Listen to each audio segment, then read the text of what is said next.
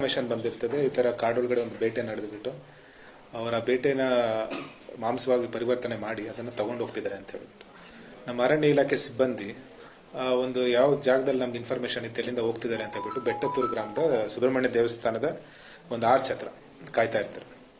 ಕಾಯ್ತಾ ಇದ್ದಾಗ 9:30, 9:45 ಹಂಗೆ ಒಂದು ಜೀಪ್ ಬರ್ತಾ ಇರೋದು ನಮ್ಮವ್ರಿಗೆ ಕಾಣಿಸುತ್ತೆ. ನಮ್ಮವ್ರು ಯೂನಿಫಾರ್ಮ್ ಅಲ್ಲಿ ಇದ್ದು ಅದನ್ನ ಸ್ಟಾಪ್ ಮಾಡ್ಲಿಕ್ಕೆ ಅಂತ ಹೇಳ್ಬಿಟ್ಟು ಗಾಡಿ ಮುಂದೆ ಬಂದು ನಿಂತ್ಕೊಂತಾರೆ. ಅವರು ಸ್ಟಾಪ್ ಮಾಡ್ಲಿಕ್ಕೆ ನಿಂತ ಕೂಡ ಅವ್ರು ಯಾವುದೇ ಒಂದು ನಿಲ್ಲಿಸುವಂತ ಒಂದು ಇದು ಕಾಣಿಸಲ್ಲ. ನಿಲ್ಲಿಸ್ದಿರ ಡೈರೆಕ್ಟ್ ಆಗಿ ಬರ್ತಾನೆ ಇದ್ದಾಗ ನಮ್ಮ ಅರಣ್ಯ ಇಲಾಖೆ ಸಿಬ್ಬಂದಿ ಅಲ್ಲಿಂದ ಸೈಡ್ ಜರಿದು ಬಿಟ್ಟು ಒಂದು ಏರಲ್ಲಿ ಒಂದು ಶಾಟ್ ಕೂಡ ಮಾಡ್ತಾರೆ. ಮಾಡಾದ್ಮೇಲೆ ಮತ್ತೆ ಇವ್ರನ್ನ ಹುಡ್ಕೊಂಡು ಹೋದಾಗ ಮುಂದೆ ಗಾಡಿ ಅಬಂಡನ್ ಮಾಡಿರ್ತಾರೆ.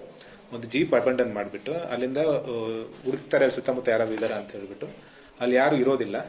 ಅಲ್ಲಿಂದ ಅವರು ಪರಾರಿಯಾಗಿರ್ತಾರೆ. ಮತ್ತೆ ಆ ಒಂದು ಗಾಡಿನ ಸೀಸ್ ಮಾಡ್ತಾರೆ. ನಾವು ಗಾಡಿನ ಸೀಸ್ ಮಾಡಿಬಿಟ್ಟು ನಾವು ಚೆಕ್ ಮಾಡಿದಾಗ ನಮಗೆ ಗಾಡಿಯಲ್ಲಿ ಅರೌಂಡ್ 260 kg ಅಷ್ಟು ಮಾಂಸ ಸಿಗುತ್ತೆ.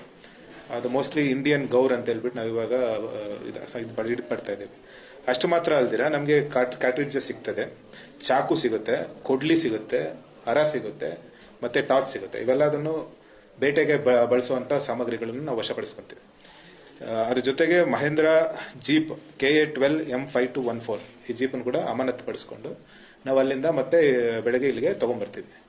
ಮತ್ತೆ ಬೆಳಗ್ಗೆ ಸುಮಾರಿಗೆ ನಮಗೆ ಪೊಲೀಸ್ ಕಡೆ ಇನ್ಫಾರ್ಮೇಶನ್ ಬರುತ್ತೆ. ಬೆಳಗ್ಗೆ ಇಬ್ಬರು ಹಾಸ್ಪಿಟಲ್ ಅಡ್ಮಿಟ್ ಆಗಿದ್ದಾರೆ, ಜುಬೇರ್ ಮತ್ತೆ ಯಾಜೀರ್ ಅನ್ನೋರು ಅಂತ ಹೇಳ್ಬಿಟ್ಟು. ಸೊ ಅಲ್ಲಿ ಹೋಗಿ ಪರಿಶೀಲನೆ ಮಾಡಿದಾಗ ಅವರು ಇವರು ಒಂದೇ ಅಂತ ಹೇಳ್ಬಿಟ್ಟು ನಮಗೆ ತಿಳಿದು ಬಂದಿರುತ್ತೆ. ಇದು ಸಂಪಾಜೆ ಅರಣ್ಯ ವಲಯದಲ್ಲಿ ಬಟ್ಟಿಘಾಟ್ ರಿಸರ್ವ್ ಫಾರೆಸ್ಟ್ ಒಳಗಡೆ ಬೇಟೆ ನಡೆದಿದೆ. ಅದು ಏರ್ ಗನ್ ಶಾಟ್ ಮಾಡಿದಾಗ ಪೆಲೆಟ್ಸ್ ಇರ್ತದೆ. That is not revolver. ಅದ್ರಲ್ಲಿ ನಾವು ಮಾಡಿಲ್ಲ. ಅವರು ಎದುರುಗಡೆ ಬರ್ತಿದ್ದಾಗ ನಾವು ನಿಲ್ಲಿಸದೇ ಇದ್ದಾಗ ಅವ್ರು ಒಂದ್ ಮೇಲೆ ಏರ್ ಶಾಟ್ ಮಾಡಿದಾಗ ನಿಲ್ಲಿಸ್ತಾರೆ. ಸೊ ಹಂಗ ಪ್ರಯತ್ನ ಪಟ್ಟಿದ್ದಾಗ ಸಹ ಅವ್ರು ನಿಲ್ಲಿಸಿರಲ್ಲ. ಆ ಒಂದು ಪೆಲೆಟ್ಸ್ ಅವ್ರಿಗೆ ತಗಲಿ. ನಾವು ಏನು ಮಾಡೇ ಇಲ್ಲ, ಅನಗತ್ಯವಾಗಿ ನಮ್ಮ ಮೇಲೆ ಶೂಟ್ ಮಾಡಿದ್ರು. ನಾವು ಜೀಪನ್ನ ನಿಲ್ಲಿಸಿದ್ವಿ, ಅದು ಕೂಡ ಶೂಟ್ ಮಾಡಿದ್ರು. ಹಂಗಾಗಿ ನಾವು ತಪ್ಪಿಸ್ಕೊಂಡು ಓಡಿದ್ವಿ. ಅನಗತ್ಯವಾಗಿ ಶೂಟ್ ಮಾಡೋ ಪ್ರಮೇಯನೇ ಬರಲ್ಲ ಅಲ್ವಾ. ಅವರು ನಿಲ್ಲಿಸದೇ ಇರೋ ಸಮಯದಲ್ಲೇ ಅವ್ರ ನಮ್ಮ ಮೇಲೆ ಗಾಡಿ ಓಡಿಸ್ಲಿಕ್ಕೆ ಬಂದಾಗ ಅಟ್ಲೀಸ್ಟ್ ಏರಲ್ಲಿ ಶಾರ್ಟ್ ಮಾಡಿದಾಗ ನಿಲ್ಲಿಸ್ತಾರೇನೋ ಅಂತ ಹೇಳ್ಬಿಟ್ಟು ಮಾಡಿದ್ದಾರೆ. ಅದಾದ್ರೂ ಸಹ ಅವ್ರು ನಿಲ್ಲಿಸಿಲ್ಲ. ಸೊ ಅದಾದ್ಮೇಲೆ ನಮ್ ಗಾಡಿ ಸೀಸ್ ಮಾಡಿದಾಗ ಇಷ್ಟೆಲ್ಲ ಐಟಮ್ಸ್ ನಮ್ಗೆ ಗಾಡಿ ಸಿಕ್ಕಿರುತ್ತೆ. ಆ ಗಾಡಿನ ಅಬಂಡನ್ ಮಾಡಿ ಹೋಗಿದ್ದಾರೆ. ಅವರು ಅಬಂಡನ್ ಮಾಡಿ ಹೋಗ್ಬೇಕಾಗಿರೋ ಪ್ರಮೇಯ ಕೂಡ ಅವ್ರಿಗೆ ಬರ್ಬೇಕಾಗಿರ್ಲಿಲ್ಲ. ಅವ್ರೇನಾದ್ರೂ ಇದಾಗುತ್ತೆ.